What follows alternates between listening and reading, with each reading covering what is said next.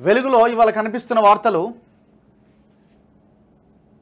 అక్రమ దందాలు నడవై భూ కబ్జాలు అవినీతి డ్రగ్స్ గంజాయి కల్తీలకు సర్కారు చెక్ సీఎం ఆదేశాలతో ఉన్నతాధికారుల దూకుడు ఎక్కడికక్కడ తనిఖీలు అక్రమార్కులపై యాక్షన్ పొలిటికల్ ప్రెజర్ పట్టించుకోవద్దన్న సీఎం రేవంత్ దందాల్లో ఎవరున్నా చర్యలు తీసుకోవాలని ఆదేశం రాష్ట్రవ్యాప్తంగా భూ కబ్జాలపై పోలీసుల ఉక్కుపాదం డ్రగ్స్ ఫ్రీ రాష్ట్రమే లక్ష్యంగా నార్కోటిక్స్ వింగ్ దాడులు అవినీతి ఉద్యోగుల భరతం పడుతున్న ఏసీబీ నకిలీ డాక్టర్ల ఆట కట్టిస్తున్న రాష్ట్ర మెడికల్ కౌన్సిల్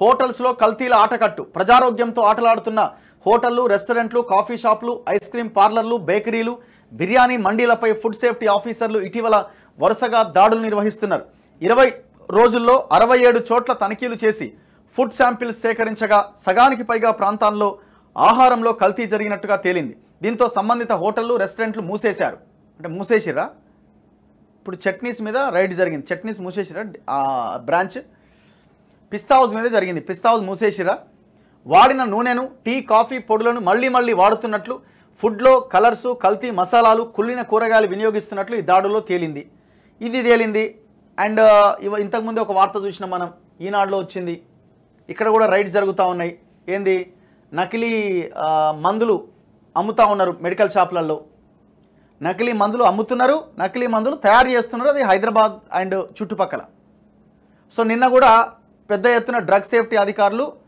ఈ వీటి మీద రైడ్స్ చేసిర్రు ఓకే బాగానే ఉంది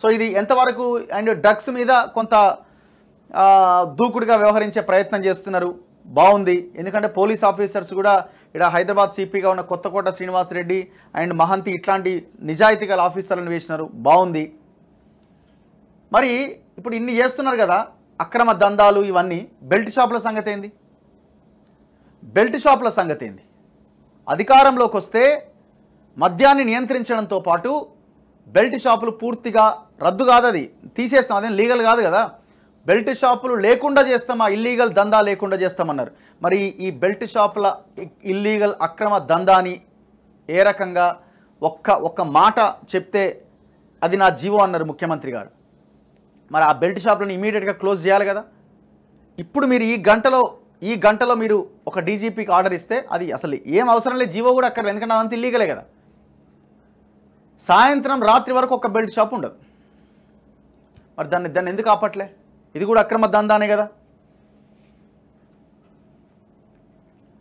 సరే ఇప్పుడు ఈ హోటల్స్ మీద దాడులు ఈ మెడికల్ షాపులు ఈ డ్రగ్ సేఫ్టీ అధికారులు చేస్తున్న దాడులు ఇవన్నీ మంచియే గత 10 సంవత్సరాలుగా పూర్తిగా కేసీఆర్ గాలికి వదిలేసిండు కాదనట్లేదు మంచి పనే చేస్తున్నారు ఇది స్టార్ట్ చేసిరు కానీ ఎక్కడి వరకు వెళ్తుంది అన్నది కూడా ఇంకా చెప్పలేము ఎందుకంటే ప్రతి గవర్నమెంట్ మీద ప్రజలకు అంత ఈజీగా నమ్మడానికి వీల్లేదు నమ్మరు కూడా ఎందుకంటే వాళ్ళ మీద చర్యలు తీసుకొని మళ్ళీ అవి జరగకుండా ఉన్నప్పుడే ప్రజలు వీళ్ళు బాగా చేస్తున్నారు అని అనుకోవడానికి అవకాశం ఉంటుంది ఇప్పుడు మీరు దాడులు చేస్తున్నారు ఎంతవరకు ఇప్పుడు మీరు భూ కబ్జాలు వదిలిపెట్టే ప్రసక్తి లేదు సర్కారు చెక్ అంటుంది ఇప్పుడు ఈ కాంగ్రెస్ పార్టీ చాలామంది బీఆర్ఎస్ వాళ్ళని పార్టీలోకి తీసుకుంటున్నది వాళ్ళంతా భూ కబ్జాదారులే వాళ్ళందరి మీద మీ ప్రజావాణిలో కంప్లైంట్స్ వచ్చిన వాళ్ళే మరి వాళ్ళ మీద ఏం చర్యలు ఉంటాయి మరి వాళ్ళు భూ కబ్జా చేసిరుగా దానం నాగేంద్రకి ఇక్కడ బేగంపేట దగ్గర చేసిండు ఎడ గిన్నె వాళ్ళని బాధితులను లోపలికి బోనిస్తలేడు మరి ఆయన మీద చర్యలు ఉండాలి కదా తీసుకుంటారా కేటీఆర్ బినామీ కంపెనీ ఫినిక్స్ ఉన్నది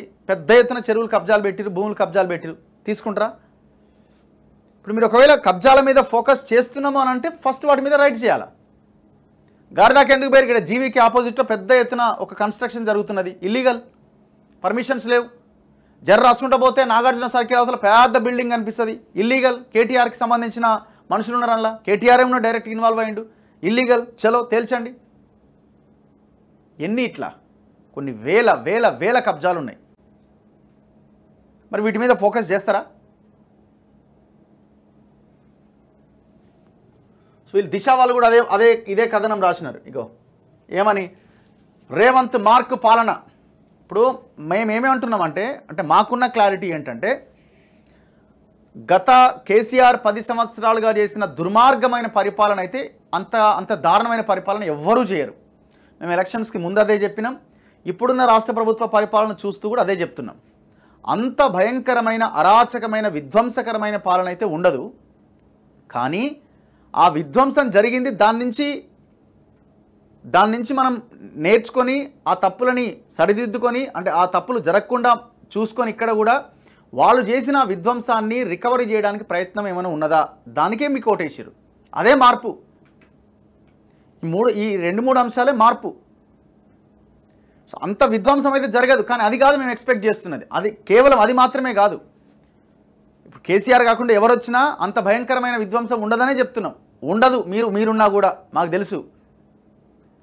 కానీ అది కాదు మేము కోరుకుంటున్నది. సో ఆ తిన్న అంతా రికవరీ చేయాలి, భూములు కానీ పైసలు కానీ ఏదైనా కూడా. ఇక్కడ మీరు అవినీతి చేయకుండా ఉండాలి. జరుగుతున్నది కొంత అవినీతి ఇక్కడ కూడా.